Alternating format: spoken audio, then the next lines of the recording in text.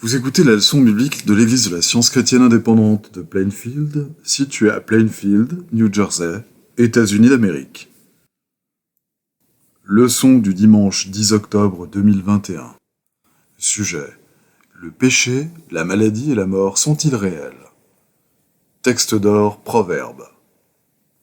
Instruis l'enfant selon la voie qu'il doit suivre, et quand il sera vieux, il ne s'en détournera pas. Lecture alternée, psaume. Mon peuple, écoute mes instructions. Prêtez l'oreille aux paroles de ma bouche. J'ouvre la bouche par des sentences, je publie la sagesse des temps anciens. Ce que nous avons entendu, ce que nous savons, ce que nos pères nous ont raconté, nous ne le cacherons point à leurs enfants. Nous dirons à la génération future les louanges de l'Éternel et sa puissance, et les prodiges qu'il a opérés. Il a établi un témoignage en Jacob, il a mis une loi en Israël, et il a ordonné à nos pères de l'enseigner à leurs enfants, pour qu'elle fût connue de la génération future, des enfants qui naîtraient, et que devenus grands, ils en parlassent à leurs enfants, afin qu'ils missent en Dieu leur confiance, qu'ils n'oubliassent pas les œuvres de Dieu, et qu'ils observassent ses commandements. La Bible. Voici les commandements, les lois et les ordonnances que l'Éternel, votre Dieu, a commandé de vous enseigner, afin que vous les mettiez en pratique dans le pays dont vous allez prendre possession. Afin que tu craignes l'Éternel, ton Dieu, en observant tous les jours de ta vie, toi, ton fils et le fils de ton fils, toutes ces lois et tous ces commandements que je te prescris, et afin que tes jours soient prolongés. Tu les écouteras donc, Israël, et tu auras soin de les mettre en pratique, afin que tu sois heureux et que vous multipliez beaucoup, comme te l'a dit l'Éternel, le Dieu de tes pères, en te promettant un pays où coule le lait et le miel. Et ces commandements que je te donne aujourd'hui seront dans ton cœur. Tu les inculqueras à tes enfants, et tu en parleras quand tu seras dans ta maison, quand tu iras en voyage, quand tu te coucheras et quand tu te lèveras. Tu les liras comme un signe sur tes mains, ils seront comme des frontaux entre tes yeux. Tu les écriras sur les poteaux de ta maison et sur tes portes. Jésus parcourait toute la Galilée, enseignant dans les synagogues, prêchant la bonne nouvelle du royaume et guérissant toute maladie et toute infirmité parmi le peuple. Sa renommée se répandit dans toute la Syrie, et on lui amenait tous ceux qui souffraient de maladies et de douleurs de divers genres, des démoniaques, des lunatiques, des paralytiques, et il les guérissait.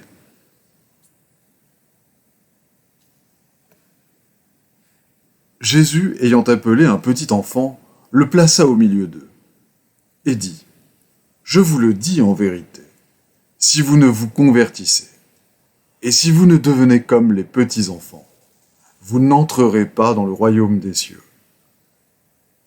C'est pourquoi quiconque se rendra humble, comme ce petit enfant, sera le plus grand dans le royaume des cieux. Et quiconque reçoit en mon nom un petit enfant comme celui-ci, me reçoit moi-même. Mais si quelqu'un scandalisait un de ces petits qui croient en moi, il vaudrait mieux pour lui qu'on suspendît à son cou une meule de moulin et qu'on le jetât au fond de la mer.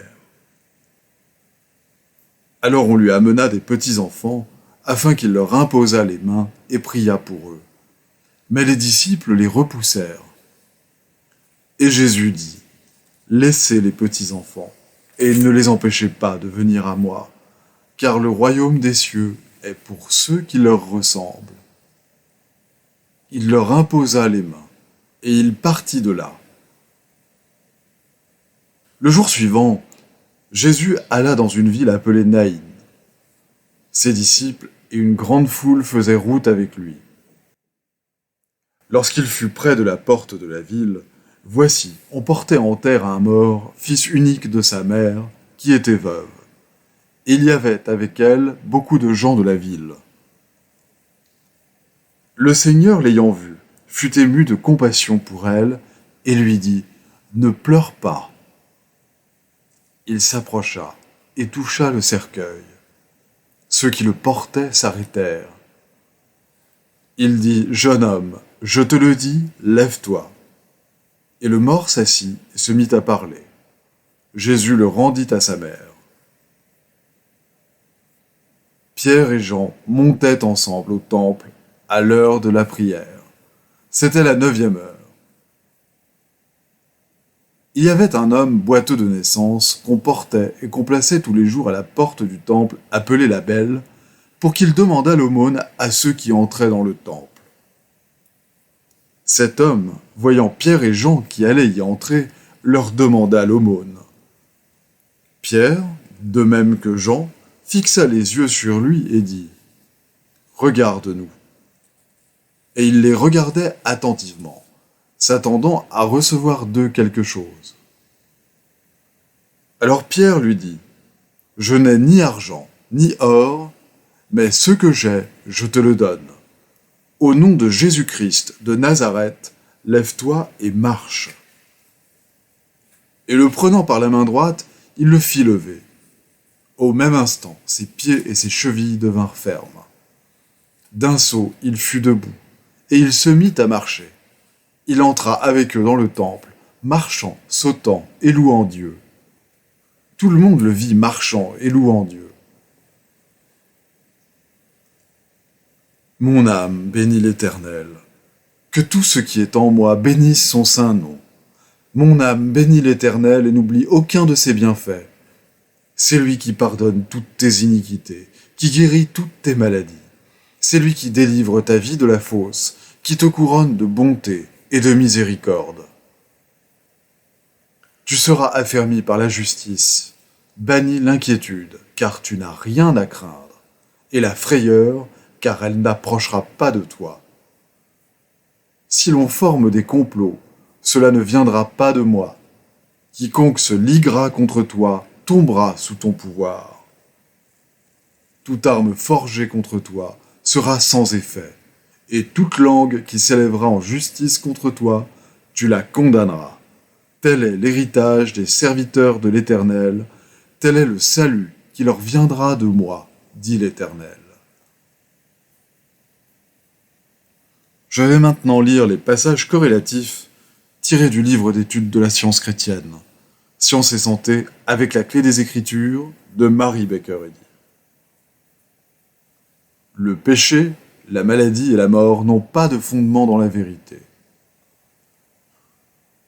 Le pouvoir de la science chrétienne et de l'amour divin est omnipotent. Il est en effet à même de faire lâcher prise à la maladie, au péché et à la mort et de les détruire. La science chrétienne révèle Dieu, non comme l'auteur du péché, de la maladie et de la mort, mais comme le principe divin, l'être suprême, l'entendement, exempt de tout mal. Elle enseigne que la matière est la fausseté, non le fait de l'existence. Que les nerfs, le cerveau, l'estomac, les poumons, etc. n'ont en tant que matière ni intelligence, ni vie, ni sensation. Il n'y a pas de science physique, puisque toute vérité procède de l'entendement divin. Donc la vérité n'est pas humaine, et n'est pas une loi de la matière, car la matière n'est pas une législatrice. La science est une émanation de l'entendement divin, et elle est seule capable de bien interpréter Dieu. Elle a une origine spirituelle, non matérielle, c'est un énoncé divin, le consolateur qui conduit dans toute la vérité. Pour que le péché et la maladie puissent se manifester, il faut d'abord qu'ils occupent la pensée. La mère est l'éducatrice la plus puissante pour ou contre le crime. Ses pensées forment l'embryon d'un autre entendement mortel et inconsciemment le façonnent, soit d'après un modèle qui lui est odieux, soit grâce à l'influence divine, d'après le modèle qui t'a été montré sur la montagne. D'où l'importance de la science chrétienne, qui nous fait connaître le seul entendement et l'accessibilité du bien comme remède à tous les maux. Les parents devraient enseigner à leurs enfants, dès leur plus bas âge, les vérités concernant la santé et la sainteté. Les enfants sont plus dociles que les adultes et apprennent plus volontiers à aimer les vérités simples qui les rendront heureux et bons. Jésus aimait les petits-enfants parce qu'ils sont libres à l'égard du mal et réceptifs au bien, tandis que l'âge mûr hésite entre deux opinions ou lutte contre les fausses croyances. La jeunesse fait facilement des progrès rapides vers la vérité. Une fillette, qui avait de temps à autre écouté mes explications, se fit une grave blessure au doigt. Elle semblait ne pas s'en apercevoir. Lorsqu'on la questionna à ce sujet, elle répondit ingénument. Il n'y a pas de sensation dans la matière. Elle s'en alla en bondissant, les yeux riants, et ajouta aussitôt. Maman, mon doigt ne me fait pas mal du tout. Des mois ou des années auraient pu s'écouler avant que ses parents eussent mis de côté leurs médicaments ou fussent arrivés à l'élévation mentale que leur petite fille avait si naturellement atteinte. Les croyances et les théories plus tenaces des parents étouffent souvent la bonne semence dans leur propre entendement et dans celui de leurs enfants. De même que les oiseaux du ciel, la superstition enlève la bonne semence avant qu'elle ait germé. Dès leur première leçon, on devrait enseigner aux enfants la guérison par la vérité, la science chrétienne, et les empêcher de discuter ou d'entretenir des théories ou des pensées concernant la maladie, pour leur épargner l'expérience de l'erreur et de ses souffrances, écarter de l'entendement de vos enfants les pensées de péché ou de maladie. Ces dernières devraient être bannies selon le même principe que les premières. Cela rend la science chrétienne accessible dès le plus jeune âge. Certains malades se refusent à connaître les faits ou à entendre parler du caractère erroné de la matière et de ses prétendues lois. Ils se vouent un peu plus longtemps à leur Dieu matériel, se cramponnent à une croyance à la vie et à l'intelligence de la matière, et s'attendent à ce que cette erreur fasse pour eux plus qu'ils ne veulent admettre que peut faire le seul vrai Dieu vivant. Impatientés par vos explications, se refusant à examiner la science de l'entendement qui les débarrasserait de leurs maux, ils s'accrochent aux fausses croyances et en subissent les conséquences délusoires. La science divine renverse le faux témoignage des sens matériels et détruit ainsi les fondations de l'erreur. D'où l'inimitié entre la science et les sens, et l'impossibilité de parvenir à une parfaite compréhension avant que les erreurs des sens soient éliminées. Les prétendues lois de la matière et de la science de la médecine n'ont jamais donné aux mortels la santé, l'harmonie et l'immortalité. L'homme est harmonieux lorsqu'il est gouverné par l'âme. C'est pourquoi il est important de comprendre la vérité de l'être qui révèle les lois de l'existence spirituelle. Dieu n'a jamais décrété une loi matérielle pour annuler la loi spirituelle. Si une telle loi matérielle existait, elle s'opposerait à la suprématie de l'Esprit, Dieu, et contesterait la sagesse du Créateur. Jésus marcha sur les flots, nourrit la multitude, guérit les malades et ressuscita les morts en opposition directe avec les lois matérielles. Ces actes étaient la démonstration de la science, maîtrisant les fausses prétentions du sens matériel ou loi matérielle. Rien n'est plus décourageant que de croire qu'il existe un pouvoir opposé à Dieu, le bien, et que Dieu confère à ce pouvoir antagoniste une force qui doit être employée contre lui-même, contre la vie, la santé et l'harmonie. La vérité ne fait pas de loi pour régler la maladie, le péché et la mort, car ceux-ci sont inconnus à la vérité et ne devraient pas être reconnus en tant que réalité. Le moment approche où l'entendement mortel renoncera à sa base corporelle, structurale et matérielle, où l'entendement immortel et ses formations seront compris selon la science et où les croyances matérielles n'entraveront pas les faits spirituels. L'homme est indestructible et éternel. Un instant de conscience divine, la compréhension spirituelle de la vie et de l'amour est un avant-goût de l'éternité.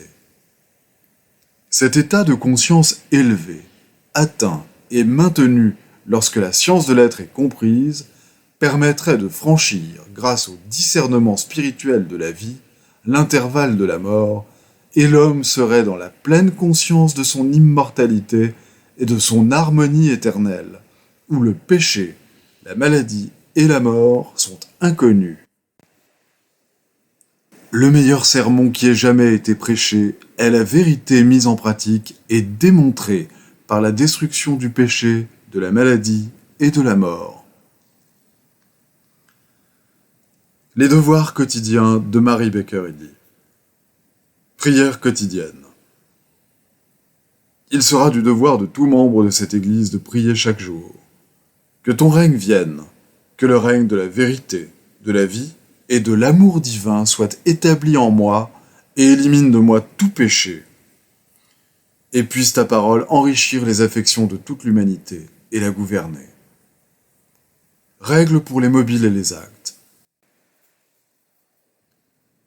Ni l'animosité, ni un attachement purement personnel ne doivent déterminer les mobiles ou les actes des membres de l'Église mère.